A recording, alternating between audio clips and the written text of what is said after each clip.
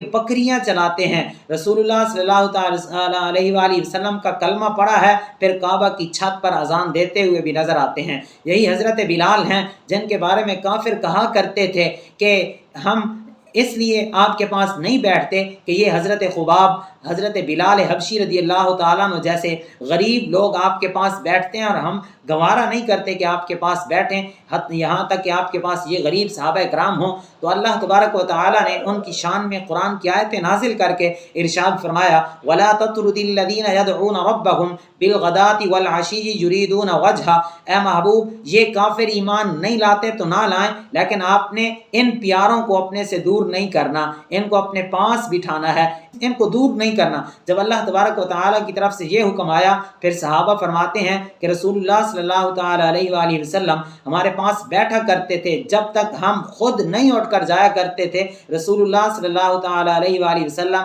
ہم سے پہلے اٹھ کر کبھی بھی نہیں جایا کرتے تھے۔ یہ مقام ملا حضرت سیدنا بلال حبشی رضی اللہ تعالیٰ عنہ، پھر سید المؤذنین کہلائے، مؤذنین کے سردار کہلائے، یہ لقب رسول اللہ کی طرف سے ملا۔ پھر خازن رسول بھی بنے، نبی پاک علیہ الصلوۃ والسلام کی طرف سے یہ شرف اور انعام بھی ملا۔ پھر ایک وقت آیا کہ نبی کریم علیہ الصلوۃ والسلام خود حضرت سیدنا بلال حبشی رضی اللہ تعالیٰ عنہ کے گھر تشریف لے گئے۔ کتنی اعلیٰ یہ شان ہے سیدنا بلال حبشی رضی اللہ تعالیٰ عنہ کی کہ خود آقا کریم علیہ الصلوۃ والسلام چل کر آپ تشریف لے کر جا رہے ہیں حضرت بلال حبشی رضی اللہ تعالیٰ عنہ کے گھر، اور گھر جا کر پوچھا کہ بلال کہاں ہیں؟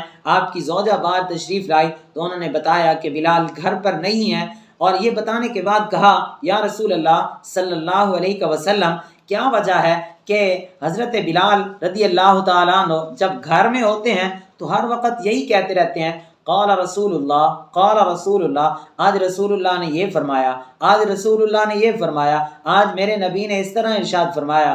تو نبی کریم علیہ الصلوۃ والسلام نے ارشاد فرمایا ما حدثک عنی بلال فقد صدق، اے بلال کی زوجہ، بلال آج کے بعد جو بھی تجھ سے بیان کرتا ہے نا کہ میں نے یہ رسول اللہ سے سنا ہے، بلال سچ ہی کہتا ہے، کیونکہ بلال لا یکذب، بلال کبھی جھوٹ نہیں بول سکتا۔ یہ ہیں نبی پاک علیہ الصلوۃ والسلام کی طرف سے بلال کے لیے گواہیاں، اللہ رب العزت کی طرف سے نازل ہونے والی آیتیں۔ پھر یہ انعام ملا کہ کعبہ کی چھت پر اذان دینے کے لیے بلال ہیں۔ پھر یہ انعام ملا کہ خود حضور حضرت بلال کے گھر چل کے جا رہے ہیں، سید المؤذنین کہلائے، مؤذنین کے سردار کہلائے، یہی خازن رسول کہلائے، مقام و مرتبہ ملا۔ وجہ کیا ہے؟